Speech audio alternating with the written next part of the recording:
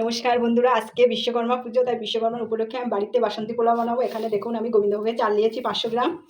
এখানে দুটো আইটেম দেখাবো আপনাদের, আপনার পুরো ভিডিওটা দেখবেন বন্ধুরা। এখানে আমি পনির কষা করব। এখানে আমি পনির নিয়েছি 300 গ্রাম। বাসন্তী পোলাওর জন্য চালটা ধুয়ে নেব। এই যে বন্ধুরা, আমি পনিরটা ভেজে নেব। কড়াইটা গরম হয়ে গেছে, সর্ষের তেল দিয়ে দেবো পনিরটা ভাজার জন্য। তেল গরম হয়ে গেছে, পনিরটা দিয়ে দেবো। ভেজে নেব।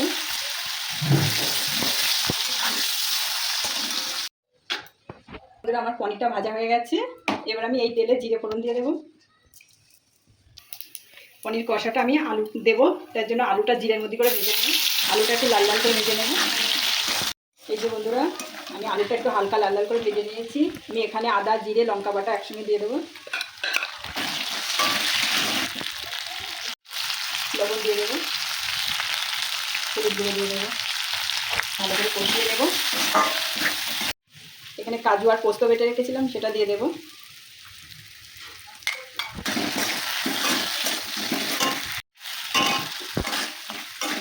এই যে বন্ধুরা, আমার আলুটা ভালো করে কষানো হয়ে গেছে, এবার আমি জল দিয়ে দেবো।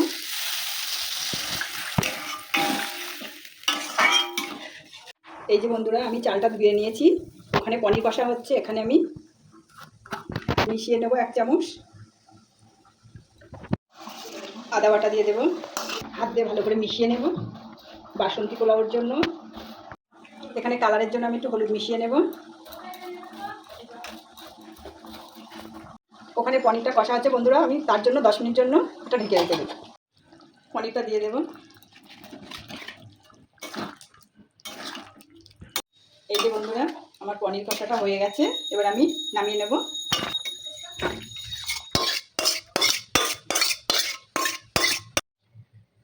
আমার পনির কষাটা হয়ে গেছে, এবার আমি বাসন্তী পোলাওর জন্য কড়াইটা পরিষ্কার করে নেব। এই যে বন্ধুরা, আমি কড়াইটা পরিষ্কার করে নিয়েছি। ঘি দিয়ে দেব, কাজু আর কিশমিশ ভেজে নেব।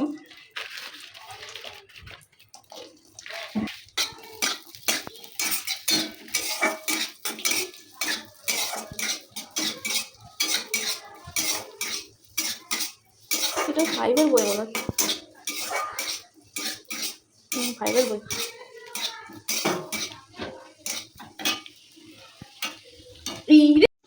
এই যে হালকা করে ভেজে নিয়েছি কাজু আর কিশমিশ, এবার তুলে নেব।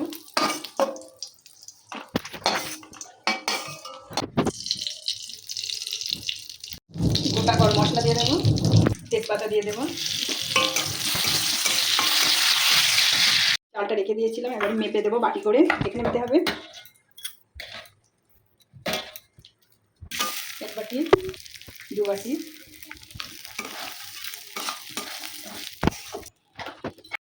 চালটা হালকা নাড়াচাড়া করে নিয়েছি বন্ধুরা।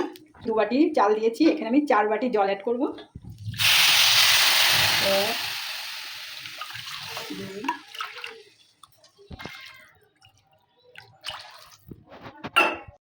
এখানে স্বাদ মতো লবণ দেবো।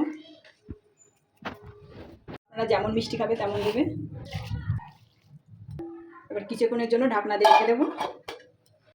ঢাকনাটা খুলে দেখবো বন্ধুরা। এই যে দেখুন, অনেকটাই ঝুড়ো ঝুড়ো হয়ে এসেছে। ভাজা কিশমিশ আর কাজুটা দিয়ে দেবো।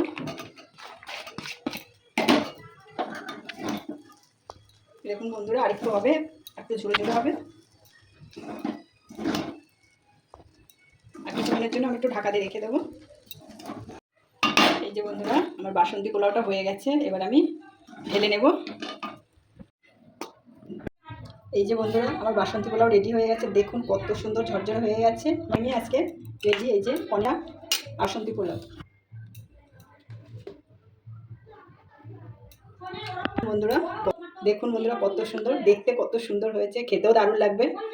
তো আমার ভিডিওটি যদি ভালো লাগে তাহলে শেয়ার করবে, লাইক করবে, সাবস্ক্রাইব করবে, আর জানাবে বাসন্তী পোলাও আর পনির কষা কেমন হয়েছে।